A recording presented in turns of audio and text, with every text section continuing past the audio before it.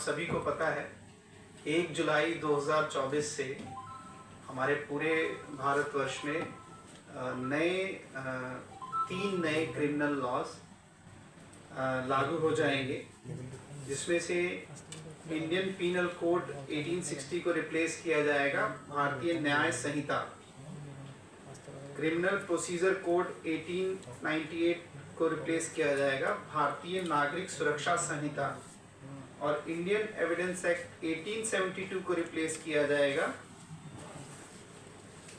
भारतीय साक्ष्य अधिनियम के। तो इसके लिए आज के दिन सभी जगहों पे इन न्याय संहिता को लेके प्रेस मीट अथवा वर्कशॉप्स कराई जा रही हैं। मैं कुछ इम्पोर्टेंट पहलुओं पे इस प्रेस मीट में आपको जानकारी दूंगा। आप सभी देख सकते हैं कि ये ज़्यादातर जो कानून हैं वो आज से लगभग 120 से 160 साल पुराने हैं, और हमारे ऑनरेबल प्राइम मिनिस्टर सर ने जब उन्होंने कार्यभार संभाला था तो बोला था कि जितने भी कानून जो हमारे एक कॉलोनियल माइंडसेट को दर्शाते हैं उनको चेंज किया जाएगा, और उसी जो उनका जो प्रण था या उनका जो इनिशिएटिव था उसी के अंतर्गत इन कानूनों के अंदर भी परिवर्तन किया गया है।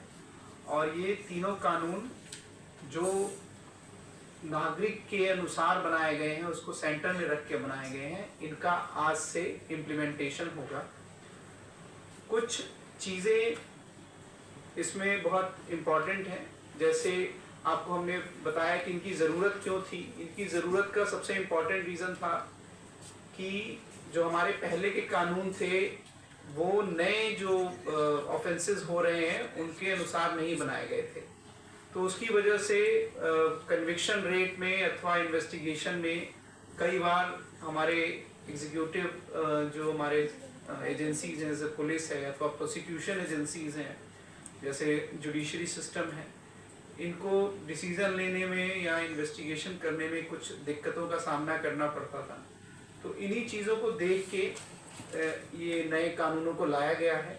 इसमें कोशिश की गई है कि जो कन्विक्शन रेट हो उनमें इम्प्रूवमेंट आए। अभी कन्विक्शन रेट काफ़ी लो है, खासकर हमारे प्रदेश में भी काफ़ी लो कन्विक्शन रेट है। तो इन कानूनों के थ्रू टारगेट किया गया है कि कन्विक्शन रेट लगभग 80 to 90% तक जाए। दूसरा, जो केसेस की जो अवधि थी, जो केस डिस्पोजल करने की जो अवधि थी वो कई सालों तक चलती रहती थी। जैसे अमूमन लगभग 3 करोड़ से ज़्यादा केसेस अभी भी लोअर अदालतों में हैं। तो इसमें इसके कानूनों के थ्रू ये विज़न लिया गया है कि जितने भी केसेस हैं इनका निपटारा मैक्सिमम टू मैक्सिमम 3 सालों के अंदर कर दिया जाएगा, और बहुत ही सराहनीय है। इस एक्ट को लाने से पहले 18 state, 6 union territory, 16 high court, supreme court, 5 judicial academy, 22 law university और more than 140 member of parliament, 270 MLAs का इसमें आपका सजेशन लिया गया, और 4 सालों तक डिस्कशन करने के बाद ये एक्ट लाया गया है। इसमें खासकर इस लॉ की जो इम्पॉर्टेंट पहलू ये हैं कि जो पहले डॉक्यूमेंट्स एंड एविडेंस यूज नहीं होते थे, जैसे इलेक्ट्रॉनिक और digital records, email, server log, computer, smartphone, laptop, SMS, websites, mail messages, devices, इन सभी को एज एन एविडेंस अलाउ किया गया है नए एक्ट में। तो इससे पुलिस को और जुडिशरी को काम करने में आसानी होगी। इसके साथ साथ जो प्रेजेंट प्रोसीजर है, जैसे FIR और केस डायरी, चार्जशीट, इन सभी को भी डिजिटाइज करने का प्रोविज़न इसमें दिया गया है। बहुत इम्पॉर्टेंट पहलू है फॉरेंसिक एविडेंस का। तो उन सभी ऑफेंसेस जिनमें 7 साल से ज़्यादा की सज़ा हो सकती है, उनको कंपल्सरी फॉरेंसिक एविडेंस कलेक्ट करने का प्रोविज़न इसमें किया गया है। और सर्च एंड सीजर्स में जितने भी सर्च एंड सीजर्स हमारे ऑफिसर्स के थ्रू किए जाएंगे, एग्जीक्यूटिव के थ्रू किए जाएंगे, उन सभी सर्च एंड सीजर्स में वीडियोग्राफी का प्रोविजंस किया गया है। प्रोसीजर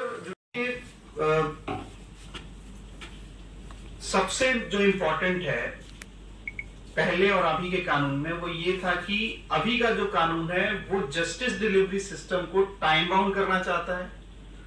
जो नए प्रोविजंस हुए हैं एविडेंस कलेक्ट करने के, जिसमें वीडियोग्राफी और ई टेक्स्ट और ईमेल्स का प्रोविजन है, उसको इंक्लूड करना चाहता है। तीसरा, ये नागरिक जो है उनका फ्रेंडली है, ठीक है।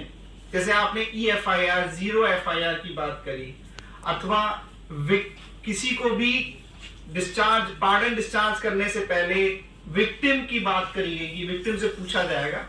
तो सबसे पहले ये सिटीजन सेंट्रिक है, ये टाइम बाउंड डिलीवरी देना चाहता है। और तीसरा है ये नई टेक्नोलॉजी और नए एविडेंस का जो फॉरेंसिक साइंस हो, electronic way of media, electronic way of evidence collection हो, इनको प्रोविजन देता है, ठीक है। जो किसी भी कानून या किसी भी जुडिशियल या लीगल सिस्टम का मेन पर्पस क्या है कि जब जो भी ऑफेंस हो, सबसे पहले तो उसमें सजा हो और विक्टिम को विक्टिमाइज ना किया जाए इस पूरे प्रोसेस के दौरान। मतलब विक्टिम को असुलियतें ना हो और दूसरा सजा श्योर और शॉर्ट ड्यूरेशन में हो। उन सभी पहलुओं पे ये काम कर रहा है। जो हमारे एक फिल्म थी दामिनी, उसमें वकील साहब ने बोला था कि तारीख पे तारीख, तारीख पे तारीख, तो उसी तारीख को ये शॉर्टर करना चाहता है। और जैसे उस फिल्म में भी विक्टिम का विक्टिमाइजेशन हुआ था, मतलब जिन्होंने आपने फिल्म देखी होगी ना, तो उसी विक्टिमाइजेशन को रिड्यूस करना है कि विक्टिम को ऐसा ना लगे कि वो अगर वो कोर्ट में जाता है तो उसने गलती कर दी, है ना। और हमारी जो प्रोसिक्यूशन या हमारी जो पुलिस है उसको एम्पावर्ड करता है कि जो नए टाइप्स ऑफ टेक्नोलॉजिकल एविडेंसेस का कलेक्ट करने का तरीका है वो उसको यूज कर सके। तो उसकी वजह से क्या होगा कि ये हमारे स्टैंडर्ड ऑपरेटिंग प्रोसीजर्स में आ जाएंगे and then we are able to give the justice to the victim. जो मेन किसी भी कानून का मेन पर्पस है कि जो विक्टिम है उसको जस्टिस मिलना चाहिए।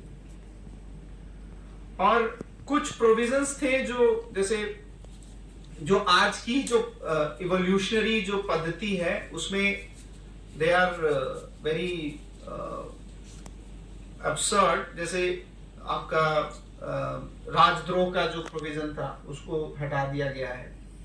फिर समलैंगिक जो संबंध थे जिसको हम लोग गे और लेस्बियन बोलते थे, 370 जो आईपीसी का प्रोविजन था, या अननेचुरल सेक्स का जो प्रोविजन था उसको नॉन विक्टिमाइज कर दिया गया है, उसको नॉन क्रिमिनलाइज कर दिया गया है।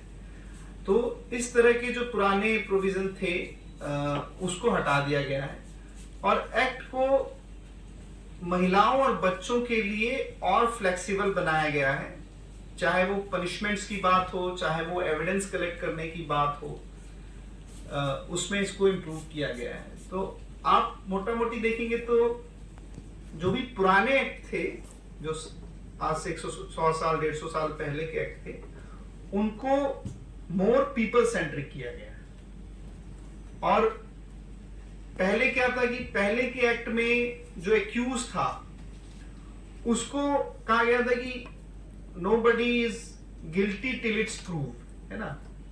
उसमें अब विक्टिम की फोकस करके ज्यादा काम किया गया है। विक्टिम जो है, जो ग्रीवेंस जिसने जमा किया है उसको भी ध्यान रखा गया है कि उसका भी साथ सरकार दे, उसको बार बार तंग ना किया जाए। जिसमें इसमें एक क्लॉज है जिसमें बोला गया है कि सेक्सुअल असॉल्ट के केस में जो भी इन्वॉल्व है उनका वीडियो माध्यम से उनका बयान लिया जाएगा और वीडियो माध्यम से उसका कलेक्शन किया जाएगा। तो इससे एक बहुत बड़ा रिलीफ मिलता है, खासकर विक्टिम जो हमारे वो लोग हैं।